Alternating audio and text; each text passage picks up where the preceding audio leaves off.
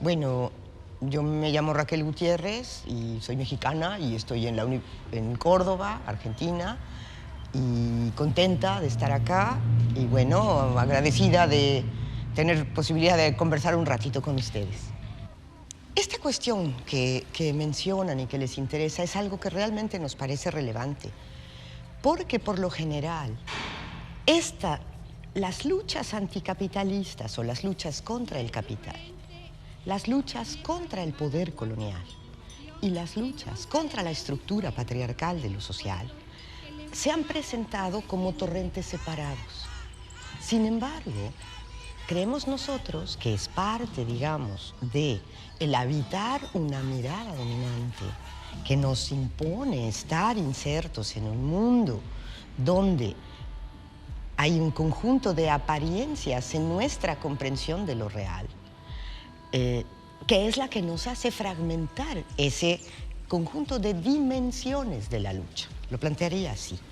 Entonces, es muy interesante si uno repasa a contrapelo, que es parte de lo que nosotros y nosotras hacemos allá en Puebla una y otra vez. Las luchas, digamos, de los últimos años, en diferentes partes de América Latina, hay momentos en los que se mira con una mayor fuerza la dimensión anticolonial de la lucha. Pero no es que sea únicamente una lucha anticolonial, por decir, las luchas de los pueblos indígenas que tratan de recuperar capacidades de autogobierno negadas históricamente por la configuración colonial de nuestro continente. No es que no tengan una calidad anticapitalista, es que no lo enuncian en primer plano, sino que ponen la dimensión colonial en primer plano. Y de alguna manera, ahora, en las luchas renovadas de las mujeres, que como corte temporal podemos poner la última década y con mucha más fuerza el último lustro, no es que el carácter antipatriarcal de esas luchas las segmente de las otras luchas, sino amplifican la calidad antipatriarcal de unas luchas que en su corazón tienen también anidado de una manera menos desplegada, digamos, un carácter anticolonial y un carácter anticapitalista. Obviamente, esto es una propuesta de interpretación de las propias luchas concretas y es dotarnos de un marco de intelección para no tener que entender las cosas fragmentadamente. Entonces, a esa manera de pensar las cosas, nosotros le venimos llamando ahora el tratar de entender cómo explotación, dominación, expropiación se amalgaman y planteamos todo el tiempo entender cómo habitamos en un conjunto de relaciones que amalgaman capitalismo, colonialismo y patriarcado. Es más, lo plantearía al revés, que injertan patriarcado con colonialidad y desde allí habilitan procesos de acumulación de capital, es decir, amplifican también el capitalismo, ¿sí? Eso más o menos. Y que es parte de la misma, de la misma idea, ¿no? O sea, una de las novedades más importantes, que no es en realidad una novedad que nunca haya existido, es una reactualización de esfuerzos previos de otras luchas que pueden rastrearse, aunque lastimosamente esas genealogías de lucha por lo general se pierden, como se pierden en el tiempo, en la historia, muchos de los contenidos más potentes de las rebeliones indígenas, se pierden muchas de las experiencias de lucha obrera y se codifican en un tono, y muchas de las experiencias de lucha de mujeres que nos antecedieron en el tiempo. Pero en esta dimensión, cuando se entra a tratar de pelear contra la amalgama del patriarcado, la colonia y el capital, que se sostienen y se refuerzan recíprocamente de una manera dinámica, en un bucle de autorreforzante bárbaro, por lo general, algo que ocurre es que se parte del entre mujeres. Y eso ha quedado nombrado de una manera muy clara, sobre todo por el feminismo contemporáneo y popular en el Uruguay, que lo recupera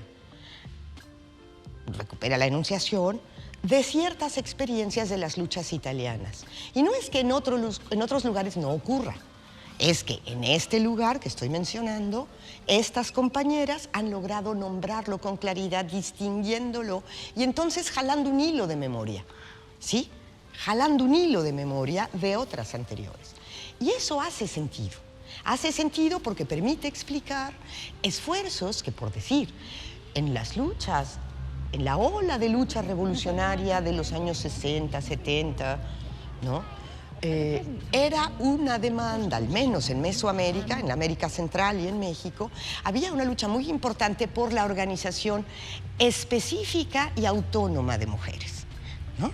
Y fue una lucha muy, muy importante, que queda oscurecida, y que queda oscurecida por la derrota de esos procesos revolucionarios que entonces quedan codificados y significados de una determinada manera, y las luchas al interior de la propia lucha para dotar de sentido, para ampliar la potencia, para poder fortalecer la unificación real de un sujeto complejo en marcha, en lucha, subvirtiendo lo que existe, pues queda anulado.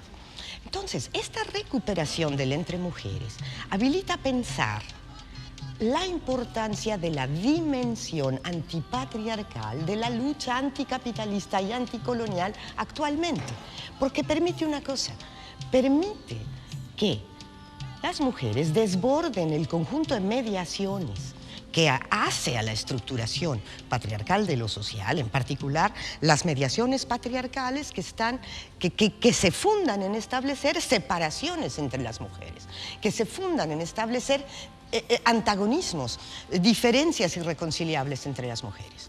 Entonces, es una especie de proceso de desconexión de una estructura de dominación y de reconexión de otra manera, de reconexión entre ellas mismas, entre nosotras mismas, ¿sí? Bueno, eso es parte, digámoslo así, a mi juicio, del secreto de la fuerza de estos feminismos renovados que están sacudiendo las calles y las casas y las organizaciones de América Latina. Y a buena hora lo están haciendo, porque están revitalizando la posibilidad de pensar desde claves antagónicas claras, pero no aplanadas, si me explico, no aplanadas en algo de lo que perdimos el sentido. Porque a mi juicio no tenemos claridad de qué cosa es una lucha anticapitalista hoy. No tenemos una claridad plena. Pero sí estamos entendiendo que es una lucha antipatriarcal. En entre mujeres se están formando estas constelaciones móviles de articulaciones de mujeres en lucha en las calles, que están produciendo novedades políticas y novedades organizativas que hay que esforzarnos por entender, porque no sabemos, esto es novedad política. Ojo, novedad que al mismo tiempo es reactualización, novedad porque la memoria de las luchas se pierde, ¿sí? Pero entonces cuando reaparece, uno va también a la historia, además de tratar de hacer el esfuerzo lógico de entender qué pasa. Esto, que es el entre mujeres, me da la impresión a mí que es una especie como de secreto de fisión del átomo, digamos, ¿no? O sea, porque va permitiendo que la energía de las mujeres, tradicionalmente estructurada para que nutra y sostenga el conjunto del edificio, al imponer la tarea de la gratuidad en las tareas de reproducción y su invisibilización, como nos enseña Silvia Federici, empieza esto a detonar y el edificio empieza a cimbrarse, ¿sí? Ahora, ¿cómo pensar la posibilidad de profundizar las otras dimensiones? Esa es la pregunta a mi juicio, ¿sí?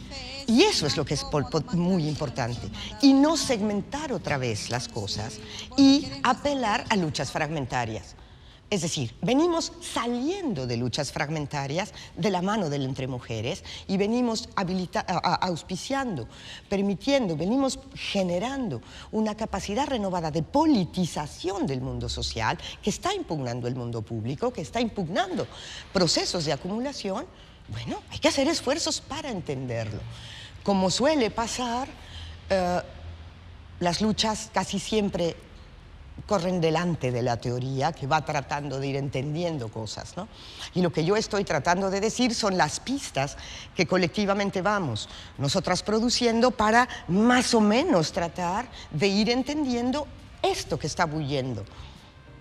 Es muy complicado plantear porque digamos, o sea, hay ya un esfuerzo muy grande por codificar todo esto como una cuarta ola del feminismo, ¿no? Y yo creo que codificarlo como una cuarta ola del feminismo es peligroso, porque la tercera ola, la segunda ola, la primera ola, si bien aluden a esfuerzos de mujeres que nos precedieron en el tiempo, queda inscrito y queda codificado de modo segmentario. ¿Ah? Era lucha de las mujeres por sus derechos. No estamos luchando por derechos. No estamos luchando por derechos. Estamos luchando por subvertir el modo de vivir. ¿Cómo se nombra cuando la gente trata de subvertir el modo de vivir? Se llama rebelión. Se llama rebelión. O sea, ¿cómo nombrábamos los esfuerzos y los levantamientos de los pueblos indígenas? Se llaman rebeliones indígenas. Es cuando se está tratando de subvertir. Ahora, eso queda codificado en una estrategia estadocéntrica de tomar el poder, etc. No. Pero sí se hace cargo de desestructurar aspectos del modo como se gobierna, porque trata de producir y de amplificar las capacidades de producción de decisión política desde lo social. Eso se llama rebelión. Eso es lo que yo estoy viendo. Eso es lo que yo estoy viendo con esta ola de feminismo renovado. ¿Sí me explico? Un tiempo de rebelión abierto. Y bueno, lo veníamos pensando y discutiendo entre varias. Otra vez, las compañeras del Uruguay lo pusieron en su manta, ¿no? Algunas otras estábamos usando una metáfora, solamente una metáfora para poderlo describir, diciendo que era como habitar un temblor. Bueno, la metáfora del temblor se ha usado mucho a la hora que se describen las rebeliones indígenas. Es decir, el pensar esto como una gran rebelión, como una rebelión que entraña un desplazamiento, un desplazamiento del lugar donde habías quedado colocada, un encuentro con las otras de una manera renovada, una posibilidad de enunciar asuntos necesarios, asuntos que tienen que ser trastocados, asuntos que tienen que ser subvertidos. Y una habilidad para permanecer, y una habilidad para permanecer, y una habilidad para gestionar la diferencia, para cultivar la cercanía, para no tratar de ponerse inmediata y directamente en competencia unas contra otras. Eso ahí va.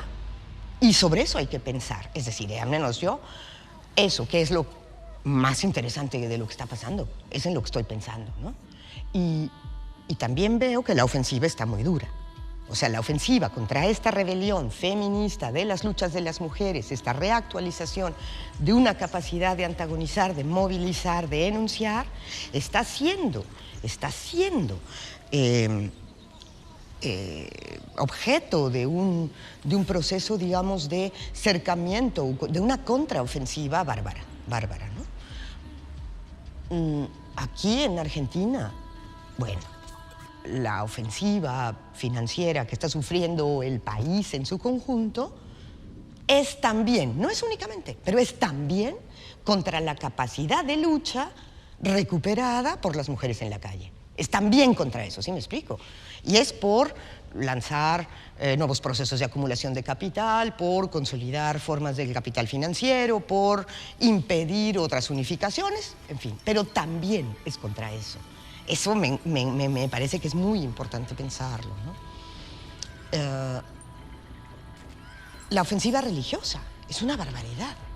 La ofensiva que están haciendo pues prácticamente todas las iglesias, la católica romana por una parte, pero todas las iglesias evangélicas, por volver a contener esa energía femenina, por volverla a meter a las casas, por no permitir que se rompa, o sea, por volver a tejer, a surcir la decisión público-privado, por reinstalar el orden anterior, por silenciar lo que ahora está siendo aireado. Bueno, eso es una ofensiva. Y eso es una ofensiva contra esta capacidad desatada, contra esta autonomía de los cuerpos reinstalada, y la autonomía del cuerpo puede ser base de autonomía material y de autonomía política en estado de expansión. Así un poco lo veo.